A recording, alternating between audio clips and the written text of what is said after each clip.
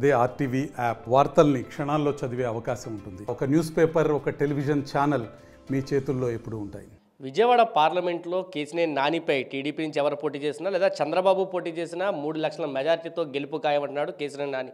అయితే దీనికి సంబంధించి మనతో మాట్లాడడానికి టీడీపీ నేత కేసినేని చిన్ని ఉన్నారు. ఆయనతో మాట్లాడు. సార్, ఎవరు పోటీ చేసినా చివరికి చంద్రబాబు పోటీ చేసినా దాదాపు 3 లక్షల మెజార్టీ ఖాయమని కేసినేని నాని మాట్లాడుతున్నారు. ఎలా చూస్తారు?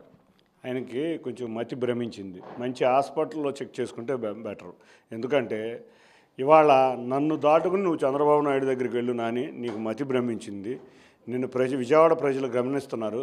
ఒకరోజు అమరావతి ముద్దు అంటావు, ఇవాళ అమరావతి వద్దు అంటావు. ఒకరోజు విజయవాడలో బ్రహ్మాండమైన అభివృద్ధి జరిగిందంటావు, ఇవాళ జరగలేదంటావు. కాబట్టి కొంచెం ఎక్కడో సైకలాజికల్ ప్రాబ్లం ఉన్నట్టుంది. జాగ్రత్తగా చెక్ చేయించుకో.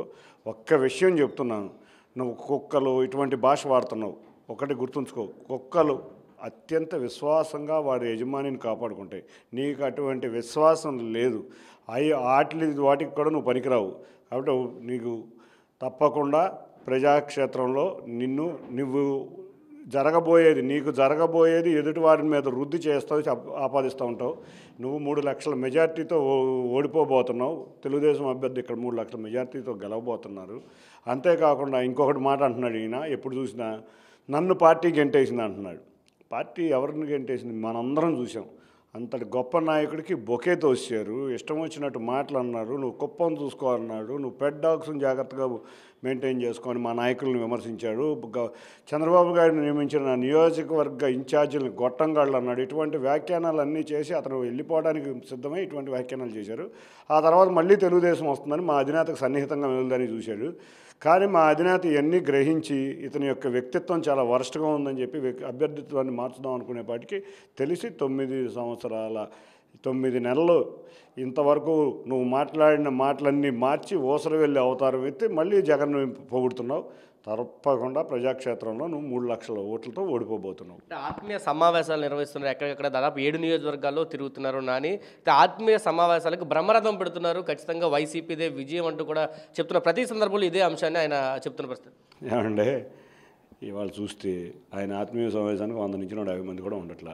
అది కూడా పెయిడ్ వర్కర్లు ఏమైనా ఉంటున్నారేమో. మేము గ్రామాలు తిరుగుతున్నాం. ఆయన ఏదో 3 నియోజకవర్గాలకు వెళ్ళి నేను 3 నియోజకవర్గాల్లో ఎక్కడో హాల్లో ఆత్మీయ సమావేశం పెట్టేశారు, విపరీతంగా వచ్చారంటారు. చూస్తే టీవీలో చూస్తే 100 నుంచి 150 మంది ఉండట్లా. అదే ఆయన ఘోర పరాజయం ఆయనకు అర్థమైంది. ముందుగా అందరికన్నా అర్థమైంది ఎవరంటే నేను ఓడిపోబోతుంది, వైసీపీ పోతుందని ఆయనకి.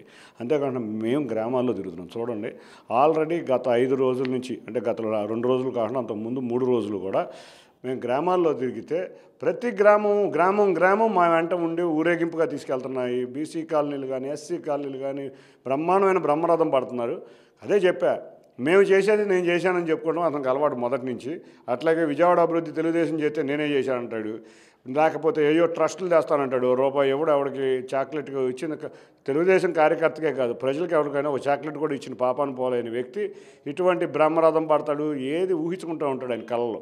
ఆ కళ్ళన్నీ రాత్రిపోవడం కన్నా కళ్ళన్నీ వచ్చి పొద్దున్నే ప్రెస్ మీట్లో చెబుతూ ఉంటాడు. కానీ ఇతనికి అసలు సీనే లేదు.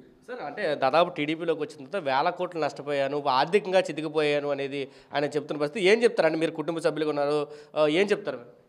విజయవాడ ప్రజలకి అందరికీ తెలుసు ఆయన ఆర్థిక పరిస్థితి ఏంటి అని. 2014లోనే ఆయన చితికిపోయి ఉన్నాడు. కానీ చంద్రబాబు నాయుడు గారు మంచిగా మా కుటుంబానికి పిలిచి మీ కుటుంబం ఎప్పటి నుంచో తెలుగుదేశంలో ఉందని సీట్ ఇచ్చారు. ఆ సీట్ ఇచ్చినాక ఇంకా ఆయన ఆ ఆర్థికంగా ఇంకా కోలుకోలేకపోవడం అనేది, అంటే ఏ వ్యాపారం చేయడం చేత కాదు అతనికి. మా కుటుంబ వ్యాపారాన్ని కూడా నాశనం చేశాడు. ఎన్నో సంవత్సరాల నుంచి మా తాతగారు చేసే వ్యాపారాన్ని ముంచేశాడు. నేను ఉన్నంతసేపు బ్రహ్మాండంగా జరిగిన వ్యాపారం మేము వెళ్ళంగానే ముంచేశాడు. కాబట్టి ఇటువంటి వ్యక్తులకు వ్యాపారము చేత కాదు, రాజకీయాలు చేత కాదు, కుటుంబ మర్యాదలు, అంతేకాకుండా వ్యక్తిగత మర్యాదలు. మీరు చూస్తే ఎవరినైనా విమర్శించడమే. చిన్న విలేకరు కాంచి ఆఖరికి ఏ నాయకుడినైనా ప్రతి ఒక్కరిని విమర్శించడం. ఒక పచ్చని చెట్టు కూడా పచ్చగా ఉండటానికి ఇష్టపడిన వ్యక్తి కేసినేని నాని. సరే, అంటే ఇప్పటికే అన్ని వైసీపీ 5 లిస్టులు ప్రకటించిన పరిస్థితి. కానీ టీడీపీ నుంచి మాత్రం ఒక లిస్టు కూడా రాలేదు. జనసేన టీడీపీ ఇద్దరిని ప్రకటించారు. అది కూడా వేదికల మీద ప్రకటించిన పరిస్థితి. ఎప్పట్లో ఒక లిస్టు రాబోతుంది? ఎందుకంటే అందరూ కూడా ఆతురతగా ఎదురు చూస్తున్నారు ఎప్పుడు లిస్ట్ వస్తుందని. ఇవాళ చంద్రబాబు నాయుడు గారి మీద, పవన్ కళ్యాణ్ గారి మీద మేము ఎలక్షన్లో వారి పేరు ద్వారా మేము ఎలక్షన్లో గెలవబోతున్నాం. వారు సూచించిన వ్యక్తులు ముందుగా మాకు పొత్తులు కుదరాలి. ఈ పొత్తులు కుదరంగానే ఈ వెంటనే లిస్టులు వస్తాయి. ఆల్రెడీ అభ్యర్థులు కొంతమందికి 100 మంది అభ్యర్థులకి 100 మందికి ఆల్రెడీ పవన్ కళ్యాణ్ గారు కానీ చంద్రబాబు నాయుడు గారు కానీ వర్క్ చేసుకోమని చెప్పారు. వాళ్ళందరూ వర్క్ చేసుకుంటున్నారు. లిస్ట్ ఎప్పుడన్నా రానివ్వండి. మేమైతే ప్రజాక్షేత్రంలో మాకు లిస్ట్ వచ్చినా రాపోయినా కొన్ని చోట్ల 2-3 అభ్యర్థులు పోటీ పడుతున్నారు. వాళ్ళందరూ కూడా ప్రజాక్షేత్రంలోనే ఉన్నాం. మా లిస్టులతో సంబంధం లేదు. మేము ఎప్పుడు ప్రజల క్షేమం కోసమే మేము ప్రజాక్షేత్రంలోనే ఉంటాం. సరే, విజయవాడ కేంద్రంగా ఫ్లెక్సీల వార్ అయితే నడుస్తుంది. సిద్ధం అంటూ వైసీపీ ఫ్లెక్సీ పెడితే జనసేన ప్రస్తుతం మీ పొత్తులో ఉన్న జనసేన కూడా మేము సిద్ధమే అంటూ ఫ్లెక్సీలు పెట్టారు. పెద్ద గొడవ కూడా జరుగుతున్న పరిస్థితి. ఎలా చూస్తారు ఈ గొడవని? ఇప్పుడు ఆయన సిద్ధం అని ఒకటి పెట్టారు. ఆ రోజే చెప్పాను మీ అందరికీ మేము సై అంటున్నాం. మీరు సిద్ధం అయితే మేము సై. నువ్వు పారిపోవడానికి సిద్ధం, నిన్ను పారిపోవడం చేయడానికి మేము సై. కాబట్టి త్వరలో తాడేపల్లి ప్యాలెస్ను వదిలి బెంగళూరు ప్యాలెస్కు ఎక్కడికో పారిపోతారు. ఎందుకంటే ప్రజాక్షేత్రంలో ఘోరంగా ఓడిపోబోతున్నాడు ఈ జగన్. కాబట్టి పారిపోవడానికి ఆయన సిద్ధం, తనవడానికి మేము సై. Thank you sir. ఇదే చెప్తున్నారు. వచ్చే ఎన్నికల్లో కేసీనేని నాని 3 లక్షల మెజార్టీతో ఓడిపోబోతున్నారు. టీడీపీ గెలవబోతుందంటూ ధీమా వ్యక్తం చేస్తున్నారు. ప్రజలు కేసీనేని నాని వ్యాఖ్యలను అయితే నమ్మట్లేదు. జరిగే ఆత్మీయ సభలన్నీ కూడా పెయిడ్ ఆర్టిస్టుల సభలుగానే జరుగుతున్నాయంటూ చెప్తున్నారు. వచ్చే ఎన్నికల్లో టీడీపీ జనసేన విజయ డంకాన్ని మోగిస్తుందంటూ ధీమా వ్యక్తం చేస్తున్నారు కేసీనేని చిన్ని. కెమెరా పర్సన్ ప్రసాద్ దగ్గర సురేంద్ర టీవీ విజయవాడ నుంచి. మరిన్ని వీడియోస్ కోసం ఛానల్ ని సబ్స్క్రైబ్ చేయండి. లేటెస్ట్ అప్డేట్స్ కోసం వాట్సాప్ ఛానల్ ని ఫాలో చేయండి. అండ్ లింక్ డిస్క్రిప్షన్ లో ఉంది.